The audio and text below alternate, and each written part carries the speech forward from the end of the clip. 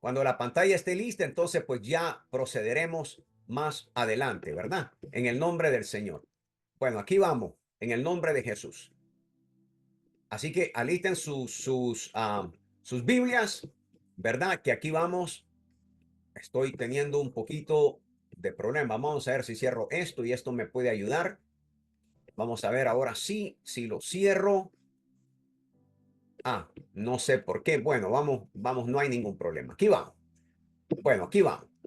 En Apocalipsis capítulo 13, perdón, capítulo 9, versículo 13, ahí está. Gracias. Ahí está la pantalla. Ahora sí. Gloria a Dios. Ahora sí. Vamos a ver. Ahora sí. Gloria al nombre de Jesús. Ahora sí ya estoy contento porque ya la puedo ver. Antes no la podía ver. Apocalipsis 9, verso 13 y versículo 14. Ahí están para ustedes también. Dice, el sexto ángel, aquí está el sexto ángel con la sexta trompeta. El sexto ángel tocó su trompeta y oí una voz que salía de entre los cuernos del altar de oro que está delante de Dios. Vuelvo a leer. Y el sexto ángel tocó su trompeta y oí una voz que salía de entre los cuernos del altar de oro que está delante de Dios. Versículo 14. A este ángel que tenía la trompeta, la voz le dijo, diga conmigo, la voz le dijo, importante, la voz le dijo, suelta a los cuatro ángeles que están atados a la orilla del gran río Éufrates. La voz le dijo, suelta a los cuatro ángeles que están atados a la orilla del gran río Éufrates. Ahora explico. Es bastante interesante que esa voz que salía de entre los cuernos del altar que está delante de Dios, nos dijo la escritura, el sexto ángel que tocó la sexta trompeta. Dice allí la escritura, suelta. En otras palabras, desata a los cuatro ángeles que están atados a la orilla o junto al gran río Éufrates. Ahora, cuando yo leí esto, me transportó al altar en los cuernos de oro delante de Dios, me hizo recordarme a mí en el tabernáculo que Moisés construyó para Dios. ¿Te acuerdas del tabernáculo? Cuando Dios le dijo a Moisés que hiciera un tabernáculo. Cuando esto pasó, mis muy amados, en ese momento, en el tabernáculo se encontraba el altar que era de oro. En el tabernáculo se encontraba el altar que era de oro. Y ahí se encontraba localizado. Al pasar la primera cortina nos enseña que estaba afuera. Ahora, entendamos lo que era el tabernáculo. El tabernáculo tenía tres partes. Primeramente tenía la parte de afuera. En la parte de afuera del tabernáculo se encontraba una gran cortina que lo cubría todo primeramente. O sea, que lo dividía del tabernáculo a donde estaban las 12 tribus de Israel acampando. Entonces, la primera cortina, podemos decir, era la cortina de afuera. Cuando entraban adentro para entregar el sacrificio, esa era la primera cortina. Pero después, dentro de esa cortina se encontraba lo que era llamado el tabernáculo de adentro, la parte interior. En esa parte interior se encontraba lo que nosotros reconocemos como el lugar santo y también lo que nosotros reconocemos como el lugar santísimo. Ahora pensemos un poquito. Porque cuando se cruza la primera colina, nosotros encontrábamos los primeros mobiliarios dentro del tabernáculo. Ahí se encontraba primeramente en el altar, en la parte de afuera, ¿verdad? Que se le llamaba el atrio, se encontraba el altar de sacrificio, se encontraba la pila de bronce, ¿verdad? Y de pronto, cuando uno cruzaba hacia adentro, gloria al Señor, ahora se encontraba en el lugar santo. Ahí en el lugar santo, mismo llamado, después que se cruzaba esa segunda cortina, podemos llamarle, es donde nadie podía entrar, solamente el sacerdocio levítico. Y era ahí donde estaba el altar de oro. Este altar de oro me hizo remembranza a mí cuando lo leo en el libro de Apocalipsis, que tenía los cuernos, me hizo remembranza que también en el tabernáculo se encontraba este altar de oro. Y ese estaba, gloria al Señor, ahí. Después se encontraba el tercer velo. El tercer velo o la tercera cortina que nosotros encontramos dentro del tabernáculo es donde se encontraba el arca del pacto. Entonces, tenemos por lo menos una pequeña figura en la mente. La parte de afuera era la primera cortina donde el pueblo no podía accesar en ese momento porque tenía que pasar la primera cortina. Después de llegar a ese lugar que se llamaba el atrio, ahí se encontraba, ¿verdad?, el altar de sacrificio. Ahí se encontraba también, gloria a Dios, donde los sacerdotes podían lavarse las manos, se lavaban un poco su cuerpo, ¿verdad?, de todo lo que estaban haciendo, de los sacrificios, y de pronto podían pasar al lugar santo. Y yo entiendo que el estudio de hoy no es exactamente el tabernáculo, pero es que me transportó a mí, cuando yo estaba leyendo el libro de Apocalipsis, a mí me transportó a recordarme que en el tabernáculo se encontraba este mismo arca, esta misma arca de oro, este mismo altar, perdón, altar de oro. Y cuando yo me recordé, dije, ok, quiere decir que este altar era una réplica de lo que había en el cielo. Ahora, cuando Juan está viendo esta visión, está viendo una visión de qué? Exactamente de lo que Dios le está presentando. Cuando Dios le está presentando esta visión, él está viendo y de pronto ve aquello y él lo reconoce. Él lo reconoce, ¿verdad?, el altar, y dice en la escritura que este altar de oro tenía 4 cuernos. Muy importante, ¿verdad? Tenía cuernos. Ahora, en el altar de oro era donde ahí se ofrecía que el incienso, ¿verdad?, que necesitaba primeramente ser preparado por el sacerdote sin ninguna equivocación, de acuerdo con la fórmula específica que Dios le había dado a ellos. Nadie podía preparar esto. Estaba prohibido preparar un incienso, ¿ok? No se podía preparar incienso para quemarlo delante del Señor si no era específicamente un sacerdote de la tribu de Leví. Muy importante todo esto. Cualquier persona que quiera quemar incienso verdaderamente se encontraría profanando el mandamiento bíblico, porque el quemar incienso y el prepararlo solamente se le había dado a un pueblo, el pueblo judío, y tenía que ser específicamente de la tribu de Leví, de la tribu del sacerdocio. Ahora, entonces entendemos, en el altar de oro se ofrecía incienso preparado por quienes, por los sacerdotes de la tribu de Leví. ¿Y qué pasaba ahí? No podía haber ninguna equivocación al hacer esa fórmula que Dios les había especificado. Ahora, en ese altar, mis muy amados y amadas en el Señor, de forma cuadrada, que tenía, ¿verdad?, un cuerno en cada una de las 4 esquinas. En cada esquina se encontraba un cuerno. Eso lo encontramos en Éxodo capítulo 30, versículo 2. Apúntalo para que tú tengas referencia a lo que el pastor está explicando hoy. Ahora, lo interesante es que ese mismo altar de Éxodo capítulo 30, versículo 2, es mencionado ahora aquí en Apocalipsis capítulo 8 también. Ahora, yo quiero que tú apuntes esta cita porque lo vamos a ver en la pantalla. En Apocalipsis capítulo 8, versículo 3, también se encuentra este altar. Y es importante porque lo encontramos ya, no solamente en el capítulo 9, pero también lo encontramos en el capítulo 8. Miremos lo que dice Apocalipsis capítulo 8, versículo 3. Mira, así dice la palabra de Dios, y escrita está: en el nombre poderoso de Jesucristo, dándole la gloria al Padre y glorificando al Santo Espíritu de Dios. Dice, se acercó otro ángel y se puso de pie frente al altar. Tenía un incensario de oro y le entregó mucho incienso para ofrecerlo junto con las oraciones de todo el pueblo de Dios. Vuelvo a leer, tenía un incensario de oro. ¿Quién tenía? El ángel. Y se lo entregó dice, y se le entregó mucho incienso para ofrecerlo, junto con las oraciones de todo el pueblo de Dios sobre el altar de oro que está delante del trono. Entonces, ¿qué se tenía que llevar a ese, a, a ese altar? Se tenía que llevar que incienso. ¿Para qué? Para ofrecerlo.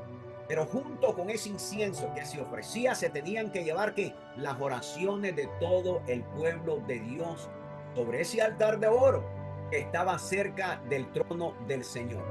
Ahora tenemos un altar de oro sobre el cual se está derramando un incienso mezclado, fíjense bien, mezclado o junto con las oraciones de los santos que claman a Dios. ¿Para qué? Para que haga justicia. Las oraciones de los santos se levantaban y en ese momento se mezclaban con ese incienso que es quemado allí cerca del trono de Dios. En ese mismo altar de oro aparece también el pasaje de Apocalipsis capítulo 9 versículo 13, del cual nos dice también que habían 4 cuernos en ese altar de oro. Ahora entendamos un poquito esto mejor. Bíblicamente, mis muy amados, los cuernos tienen una simbología. Los cuernos simbolizan el poder.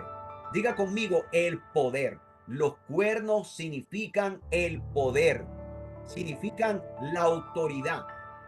Por ende, entonces, en el caso del altar de oro, mis muy amados, bien puede representar el poder judicial del gobierno de Dios. Porque acuérdense, este cuerno estaba saliendo del altar de oro. Este altar le pertenece a Dios.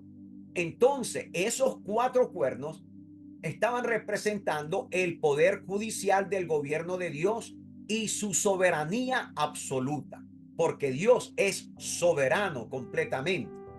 Entonces, no solamente el poder judicial, ¿para qué sería la pregunta, pastor? ¿Para qué el poder judicial? Para poder ejecutar un nuevo juicio. Cada vez que había un juicio, se estaba ejecutando el poder judicial que Dios tiene sobre toda la tierra. Ahora, bien puede ser, mis muy amados, que ese juicio es parte de una respuesta de las oraciones de los mártires. Todos aquellos hombres que murieron predicando el evangelio, predicando al Mesías. Estoy hablando primeramente, gloria a Dios, de todos aquellos que entregaron su vida, aquellos que fueron muertos a causa del evangelio.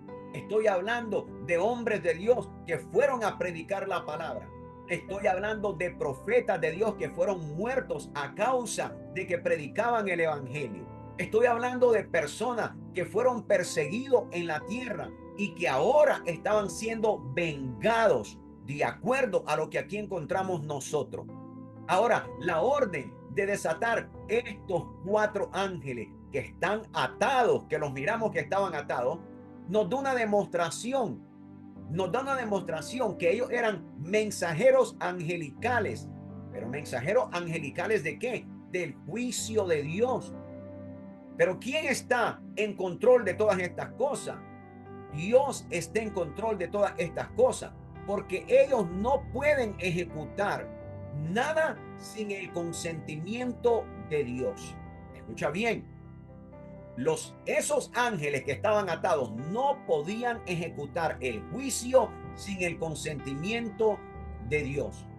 Ahora, cuando yo estoy diciendo esto y tú lees el verso que leímos nosotros juntos, las preguntas serían varias. La primera pregunta que tal vez tú pudieras decir es, pastor, ¿por qué están atados estos ángeles? ¿Por qué están atados estos ángeles? Si están atados, entonces, ¿cuál es la identidad de ellos? ¿Y para qué razón están atados junto al río Éufrates? O sea que son 3 cosas las que miramos acá. Primeramente, los miramos que están atados. Y si están atados, entonces, ¿quiénes son ellos? Y después, ¿por qué están atados junto al gran río Éufrates? Ahora vamos a recordar un poco.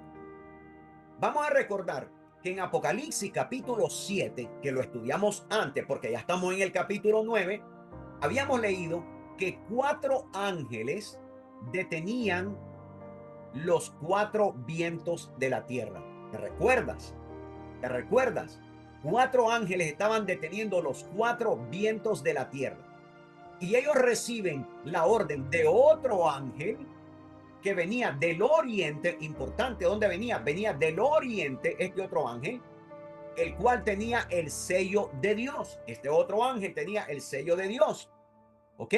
Y les gritó con fuerte voz a los 4 ángeles que estaban deteniendo el viento que no dañaran la tierra, ni el mar, ni los árboles, hasta que él, este ángel que venía del oriente, tenía que marcar en la frente a los que sirven a Dios.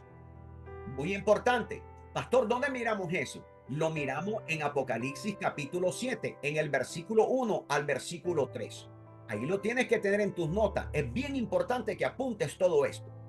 Entonces, el juicio, ahí lo que miramos es que el juicio no podía empezar hasta que los siervos de Dios fueran sellados.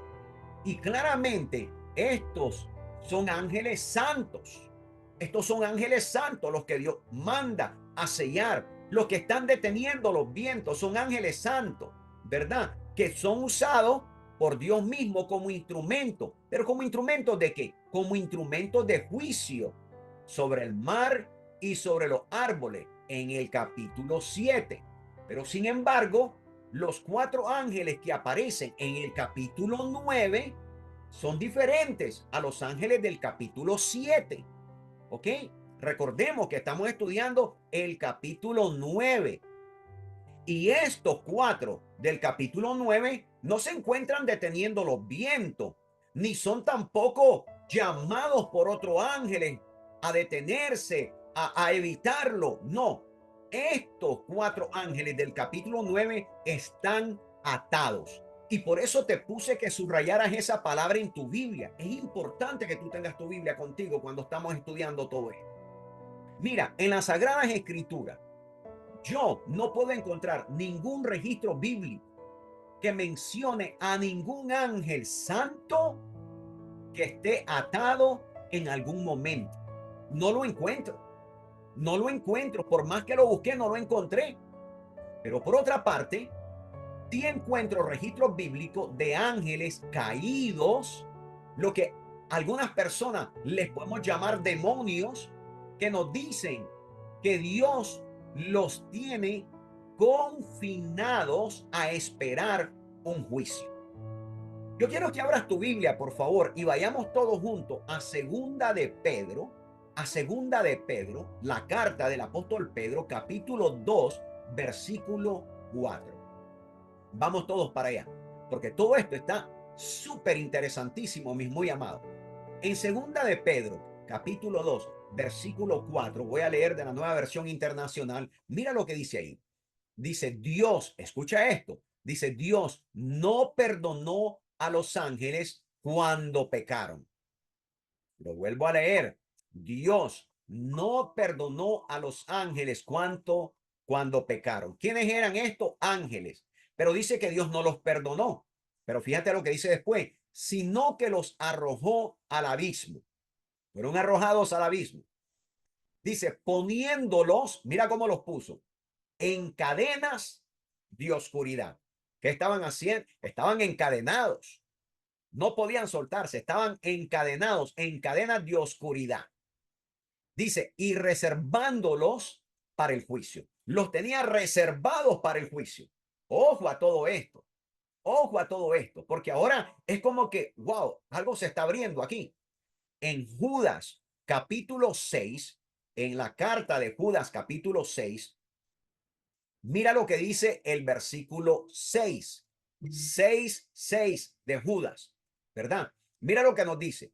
Dice, y a los ángeles, Judas 6:6, dice, y a los ángeles que no mantuvieron su posición de autoridad, a los ángeles que no mantuvieron su posición de autoridad, sino que abandonaron su propia morada, los tiene perpetuamente encarcelados en oscuridad para el juicio del gran día. ¡Wow! Esto está tremendo. Esto está tremendo. Y no solamente eso, pero si ahora nosotros vamos y nos adelantamos desde el capítulo 9 y saltamos a Apocalipsis capítulo 20, si nosotros ahora volteamos las páginas y estamos estudiando el 9, pero si saltamos al capítulo 20 y leemos el versículo 1, 2 y 3, fíjate lo que nos dice allí. Fíjate bien. Mira, dice el verso 1. Vi además a un ángel que bajaba del cielo con la llave del abismo y una gran cadena en la mano. Verso 2. Mira, dice que bajaba, no dice que caía, que bajaba. Verso 2. Sujetó al dragón, aquella serpiente antigua, que es el diablo y Satanás, que el Señor lo reprenda. Y lo encadenó por 1000 años. Verso 3. Lo arrojó al abismo, lo encerró y tapó la salida para que no engañara más a las naciones hasta que se cumplieran los 1000 años. Después habrá de ser soltado por corto tiempo. Ahora pensemos, el mismo libro de Apocalipsis afirma que Satanás, el maligno, el engañador, la serpiente antigua, será encadenado, arrojado al abismo por 1000 años, que va a durar el gobierno terrenal de Dios, lo que nosotros llamamos el milenio en el reinado de Cristo. Y a causa de estas citas claras, podemos concluir que los 4 ángeles, mis muy amados, del capítulo 9, los 4 ángeles que están atados a la orilla del gran río Éufrates, son no solamente los mensajeros de Dios, porque aunque sirven para enviar un mensaje de parte de Dios, pero también están siendo usados para algo más.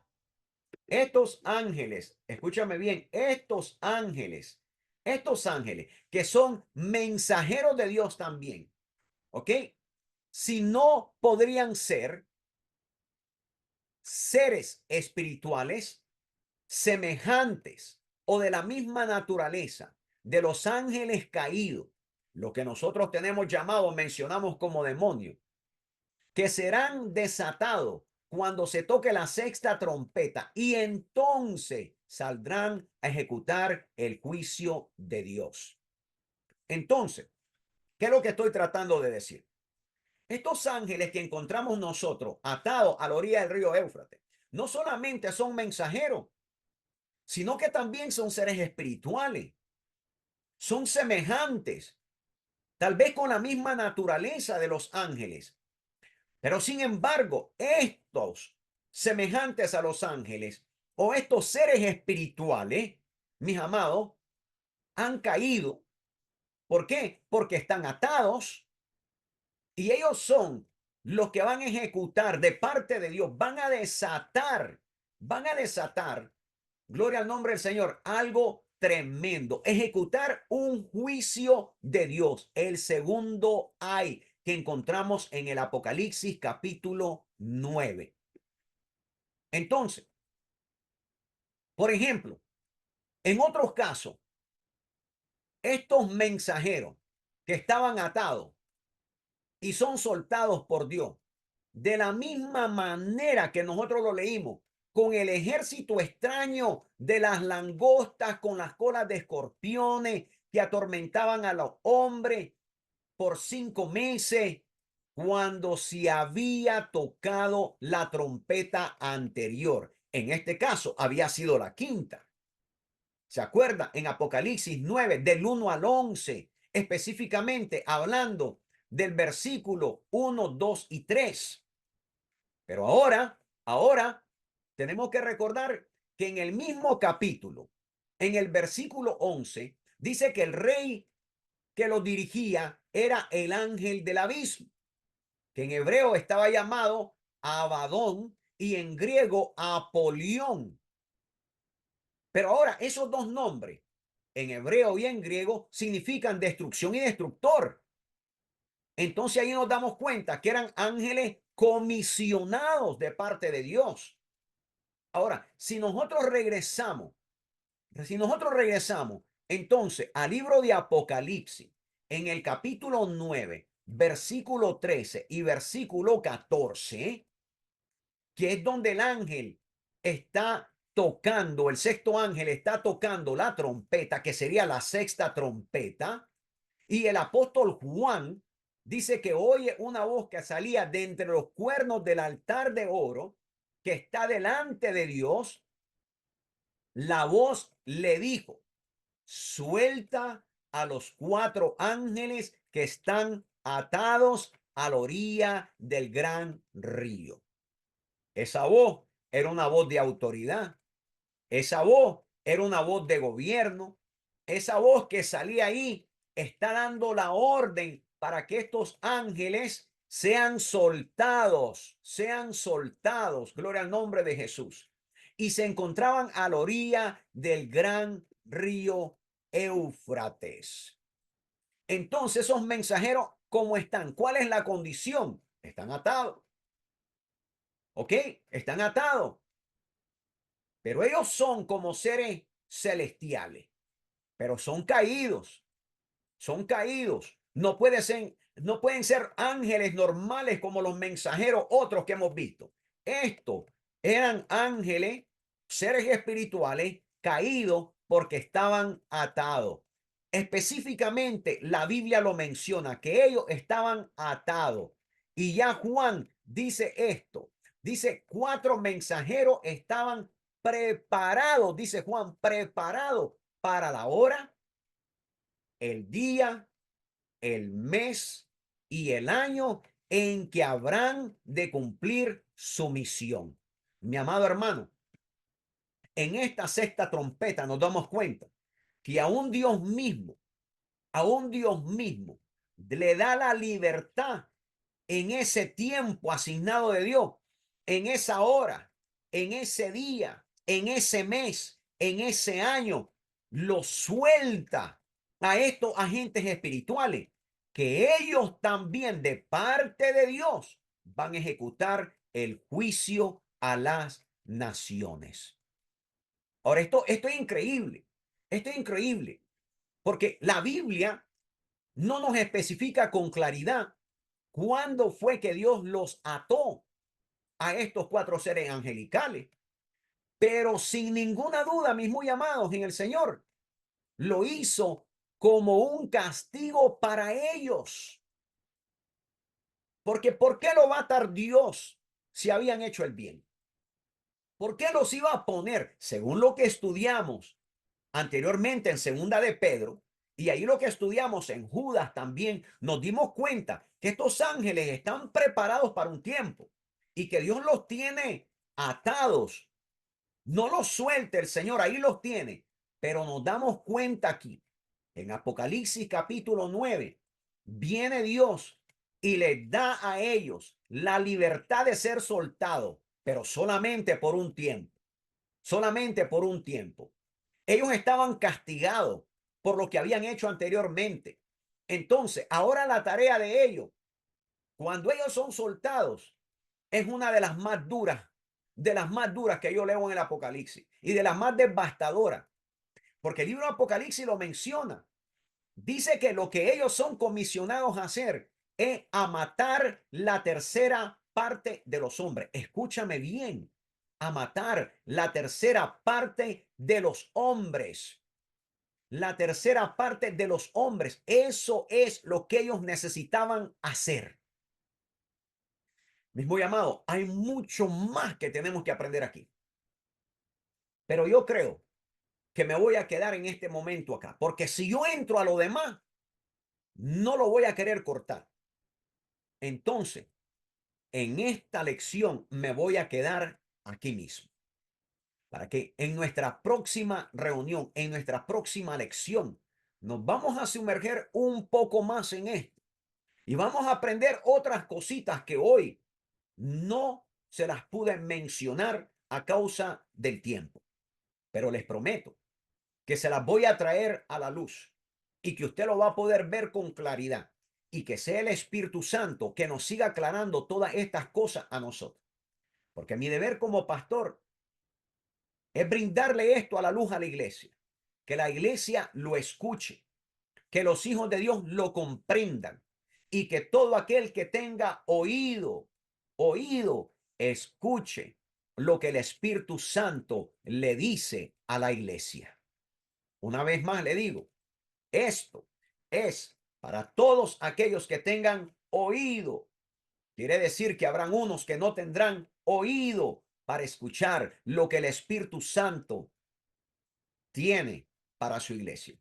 No me sorprende, ni me voy a sorprender de que habrá mucha gente que posiblemente escuchará esto, posiblemente serán partícipes de escucharlo, pero no me sorprende que ellos no van a tener oído para escuchar lo que el Espíritu Santo está diciendo a su iglesia.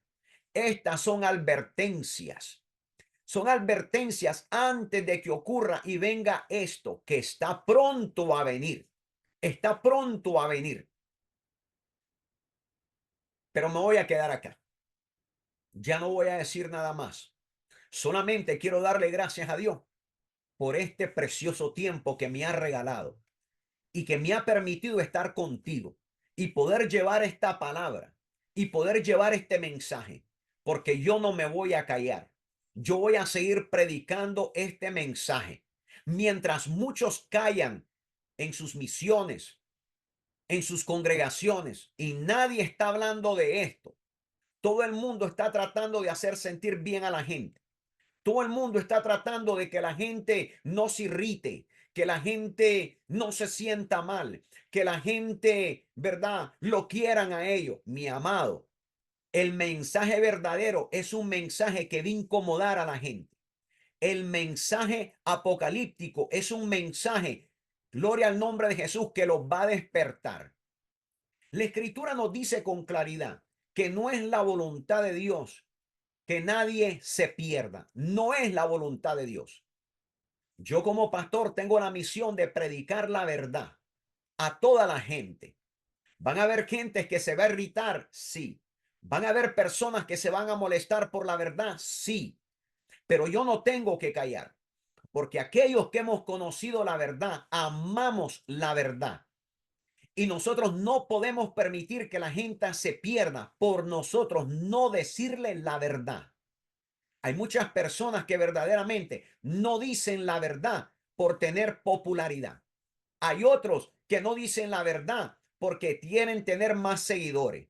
Hay otros que no dicen la verdad porque quieren tener sus centros religiosos llenos de gente. Pero mi muy amado, aunque yo amo a las personas y quiero ver la casa de Dios absolutamente llena, pero la quiero ver de gente salva. Quiero ver la casa de Dios de gente comprometida. Quiero ver la casa de Dios con gente que tenga convicciones. Quiero ver la casa de Dios con gente que ame la verdad verdaderamente y que no solamente llegue a pasearse a la iglesia, que no llegue solamente como es que es un día de campo, como bueno, no tengo nada que hacer, voy a la casa de Dios. Hay muchos que así tienen a la iglesia. Hay muchos que tienen a la iglesia como si tienen algo más importante que hacer, entonces se ausentan de la iglesia. Si tienen algo más importante para ellos, ya no llegan a la casa de Dios. Pero habemos un remanente, habemos otros que podemos percibir estas cosas, que podemos entenderla y no importa qué tan dura y cruda sea la verdad, la recibimos con madurez, la abrazamos y la amamos. y amamos a los predicadores que predican la verdad. Amamos a los hombres de Dios que nos dicen las cosas como son y no tratan de ponernos paños de agua tibia. Mi amado hermano, la verdad siempre va a incomodar, pero la verdad siempre nos dará el lugar, la posición, la oportunidad de regresarnos a Dios. Así que yo agradezco a Dios por el momento y bendigo a Dios y al Espíritu Santo por permitirme haber llegado hasta donde tú estás. Porque si tú estás escuchando este mensaje, si tú estás escuchando esta palabra, quiere decir que Dios está hablando a tu corazón. El Espíritu dice a la iglesia. El Espíritu dice a la iglesia. Y la iglesia dice, ven. Y el Espíritu dice, ven. ¿A quién estamos esperando sino la llegada de nuestro Señor y Salvador Jesucristo? Pero ¿quiénes tendremos ese encuentro? Aquellos que escuchamos la voz de Él y reaccionamos a su voz. No aquellos que la ignoran, no aquellos que quieren un evangelio acomodado a su manera, a la manera de ellos, a la manera de lo que quieren escuchar, a la manera que a ellos les gusta. No, mi muy amado, la verdad de Dios está escrita y no podemos difamarla. Tenemos que sacarla a la luz y decirle a todas las gentes que Cristo les ama, pero quieren que abandonen sus malos caminos. Así que esta es una oportunidad que Dios nos da y seguiremos estudiando todo esto, porque yo verdaderamente estoy amando más este libro como nunca. Yo amo toda la palabra, pero ahora que me he sumergido un poco más en esto, me doy cuenta de tantas cosas que necesitamos predicarle a la iglesia continuamente. No solamente del amor del Señor, esto que estamos leyendo es amor de Dios. No te confunda. Porque a veces cuando algo nos duele o algo nos incomoda, pensamos que no es amor. Claro que sí.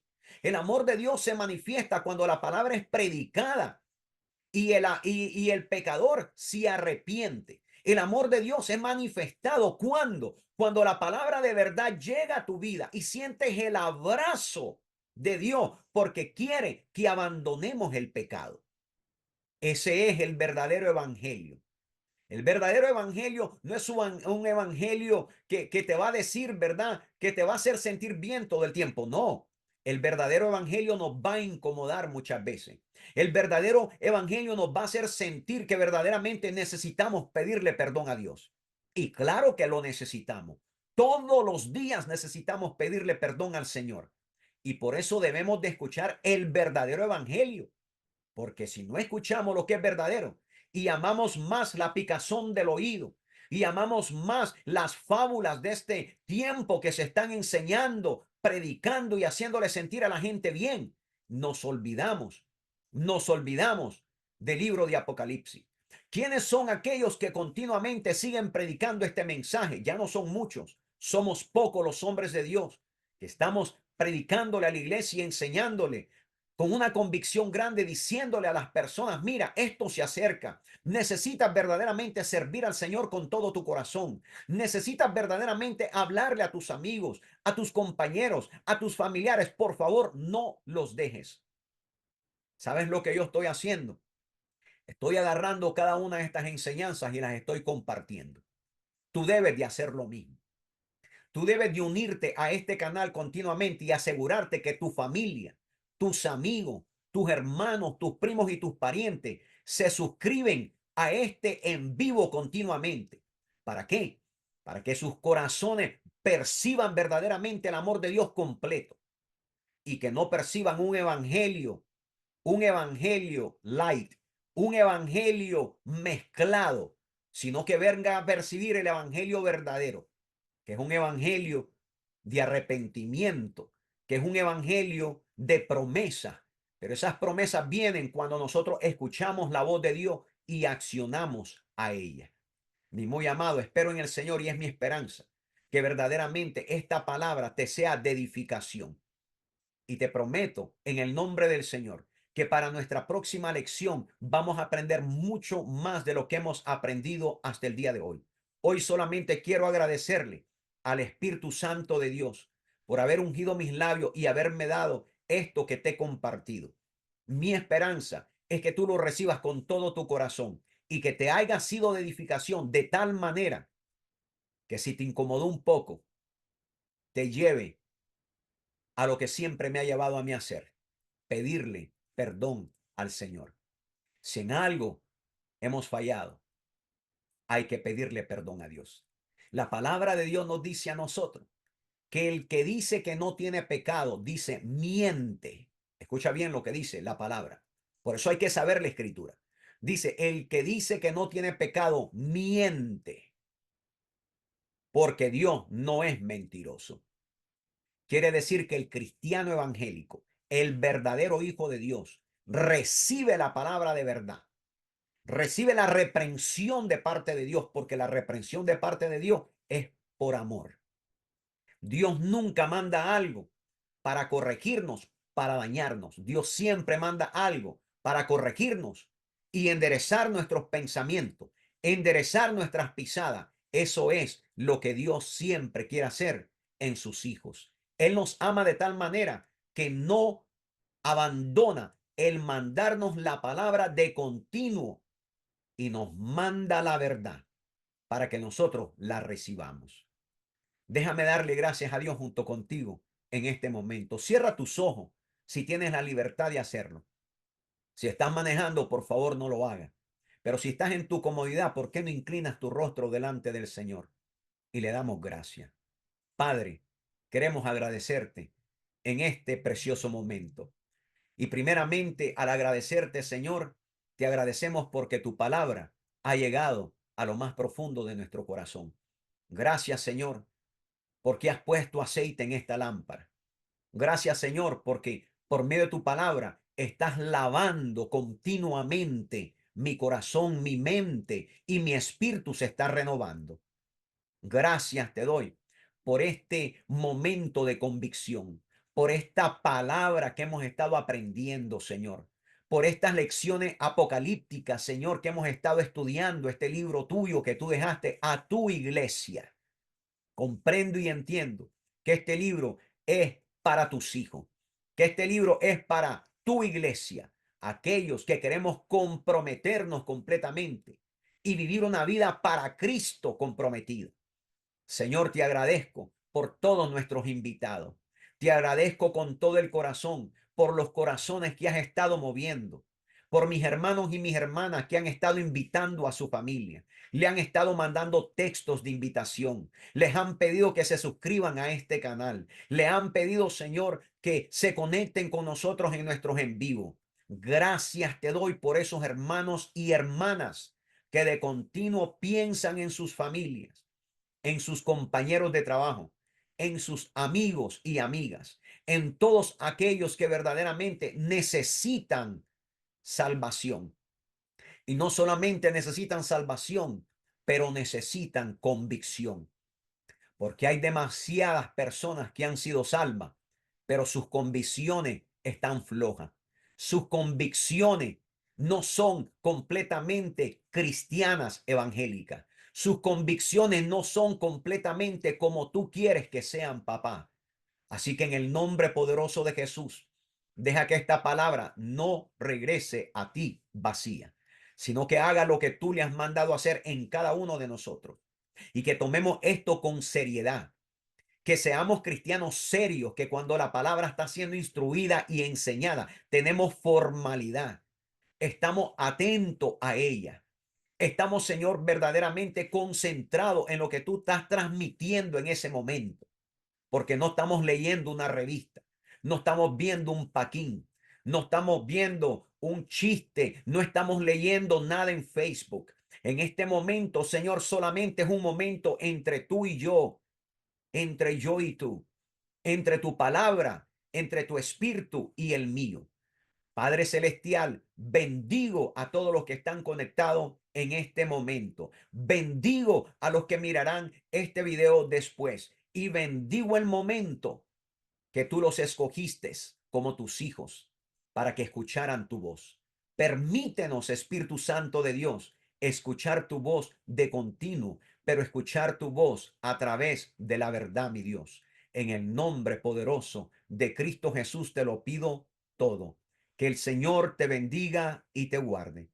Que el Señor haga resplandecer su rostro sobre ti y tenga de ti misericordia. Que el Señor alce sobre ti su rostro y ponga en ti su paz. Que esa paz la recibas, mi amado y mi amada, joven, jovencita, en el nombre poderoso de Jesucristo. Bueno, mis muy amados, nos vemos en nuestra próxima lección, si así Dios nos los permite. Fue un placer y un encanto para mí darle gracias al Señor porque tú estás aquí junto conmigo.